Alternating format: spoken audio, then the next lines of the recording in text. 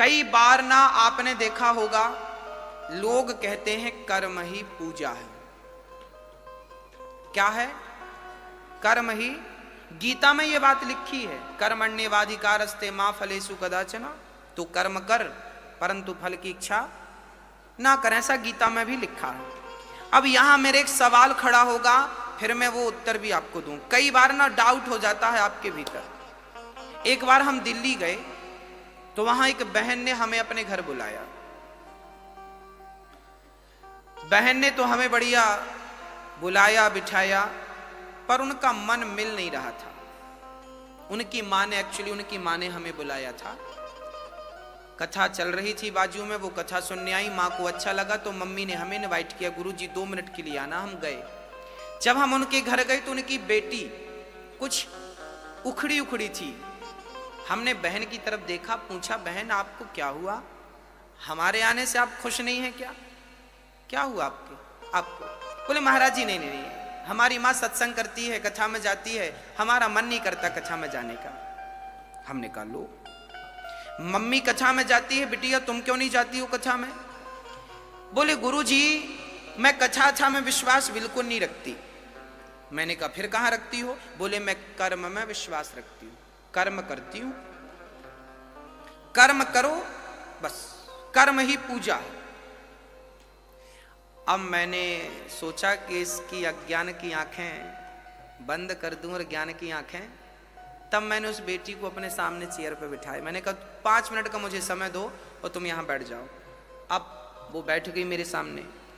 अब हमने उस लड़की से कहा कि आप कहती हो कर्म ही पूजा है। अब हमने उससे प्रश्न किया कि बेटा ये बताओ कि कर्म क्या है? कर्म क्या है? आप लोग भी कई बार कहते होंगे कि कर्म ही करते रहो। भगवान भी कर्मों का ही फल देते हैं। जब हम अच्छा करेंगे तो अच्छा फल मिलेगा, बुरा करेंगे तो बुरा फल मिलेगा। जब हमारे कर्मों का ही फल हमें मिलना है तो फिर हम भगवान की भक्ति क्यों करें? बात बिल्कुल सही है। एक अज्ञानी आदमी यदि ऐसी बातें करे तो कोई अतिशयोक्ति नहीं है, आश्चर्य नहीं है, बात ठीक है, तर्क संगत बात है। अब मैं इसके समाधान की ओर आपको ले जाता हूं। मैंने उस लड़की को सामने बिठाया। मैंने कहा बहन ये बताओ कि कर्म क्या है?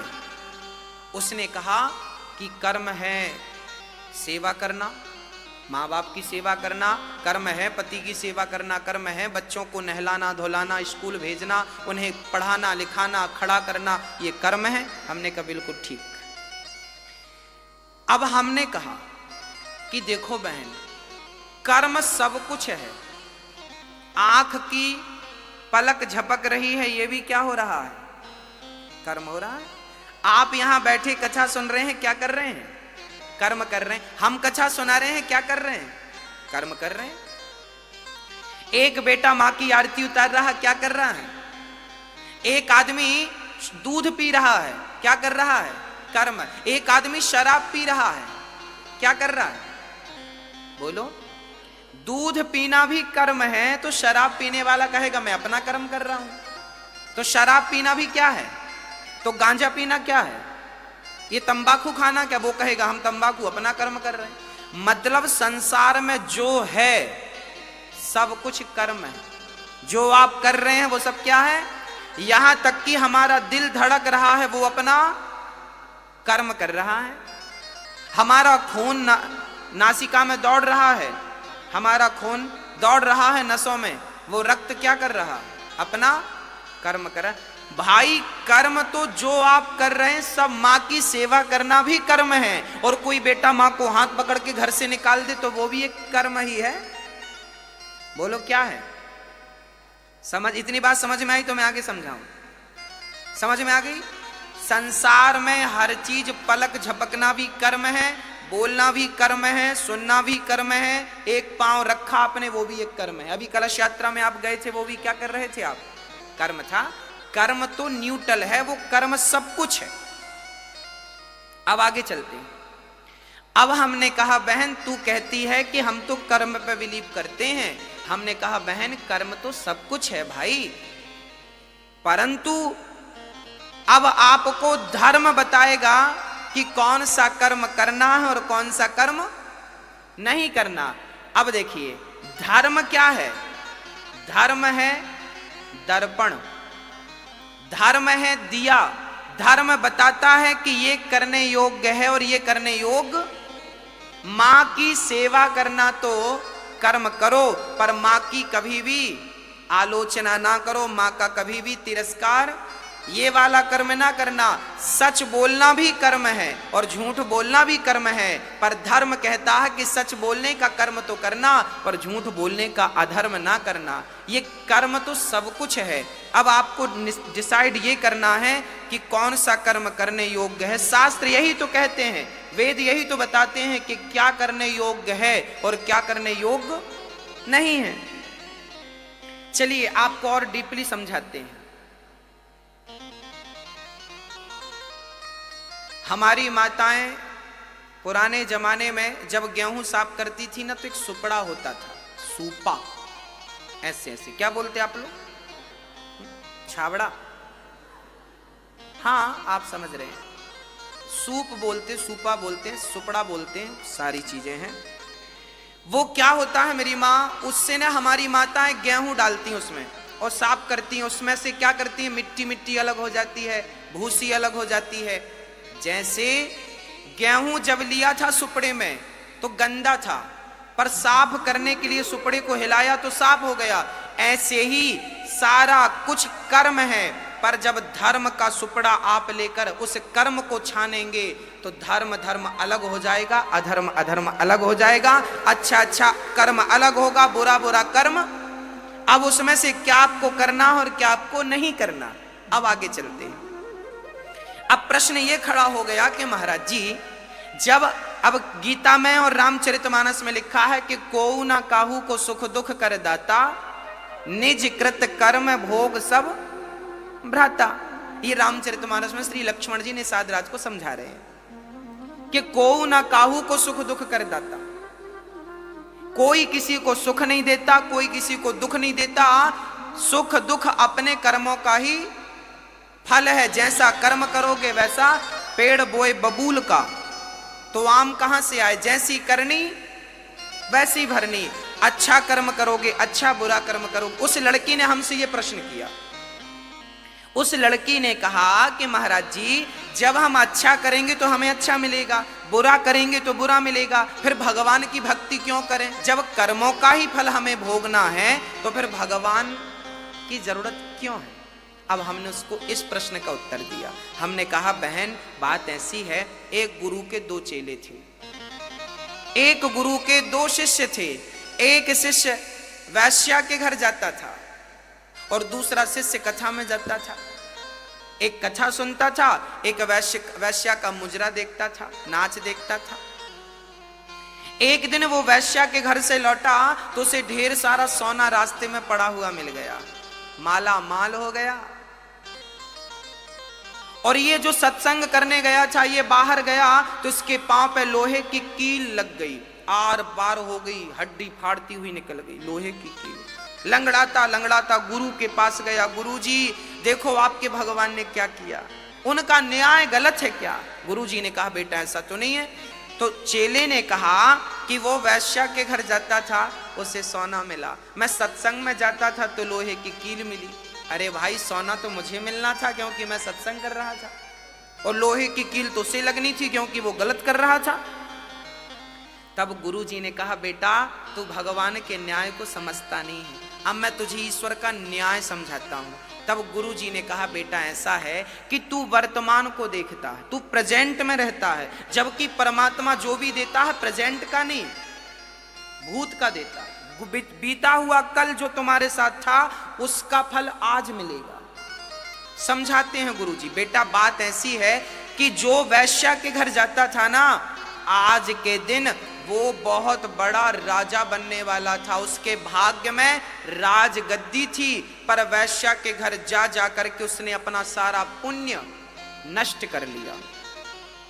और उसे राजा बनना था, सोने चांदी के उसे खजाने मिलने थे, परंतु जब उसने वैश्या के घर जा जाकर अपना पुण्य नष्ट किया तो अब उसे इतना सा ही सोना मिला, उसी में उसको संतोष करना पड़ा। और तुझे आज के दिन तुझे मरना था, आज तेरी मृत्यु निश्चित थी, परंतु तूने सत्संग किया, भगवान की कथा सुनी, भगवान का नाम जपा, तो भगवान ने तेरी मृत्यु को लोहे के कील में ही तब्दील कर दिया। ये ईश्वर का न्याय है, ईश्वर का। तुम्हें तुम्हारे कर्मों का ही फल मिलेगा, याद रखना, तुम्हें तुम्हारे कर्मों का फल मिलेगा, परंतु भगवान यदि मेहरबान होंगे तो तुम्हारे भाग्य में, यदि सुदामा के भाग्य में जीवन भर की दरिद्रता थी, परंतु भगवान की शरण में गए तो वो दरिद्रता सुदामा के मरते दम तक दरिद्रता थी, पर जब भगवान की शरण में गए तो उस दरिद्रता को मिटाकर 2 लोकों का मालिक बना दिया कि नहीं? हाँ, तो परमात्मा की शरण में जब हम जाएंगे तो हम पापी हैं, भगवान की शरण में जाएंगे तो वो हमारे सारे पापों को, संसार भव सागर तुम पार नहीं कर सकते। क्या होता है, मेरी माँ छोटे छोटे बच्चों को जब आप उंगली पकड़ के चलाते हैं ना, तो रास्ते में छोटे छोटे गड्ढे मिलते हैं। जब छोटे छोटे गड्ढे मिलते हैं तो मम्मी छोटे से बच्चे को क्या करती है? क्या करती है? गोद में लेती है और पार करा देती। गड्ढा पार हुआ तो फिर उतार देती है। जैसे माँ बच्चे को गड्ढा गोद में लेकर पार कराया, ऐसे भगवान की शरण में रहोगे तो भव सागर गोद में लेके पार करा देंगे, पता नहीं लगेगा कि कब पार हो गए। ये उनकी शरणागति में ही संभव है। हमारी और आपकी भक्ति में ताकत नहीं है कि हम उन्हें पा सकें। उनकी कृपा होगी तो उन्हें पाया जा सकता है, अन्यथा हम में ऐसी कोई खास बात, हम में कोई योग्यता नहीं है। ईश्वर को अकारण करुणा वरुणालय कहते हैं, जो अकारण करें।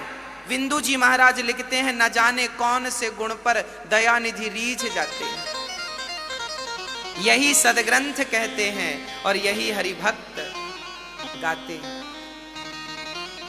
न जाने कौन से गुण पर दयानिधि रीझ जाते।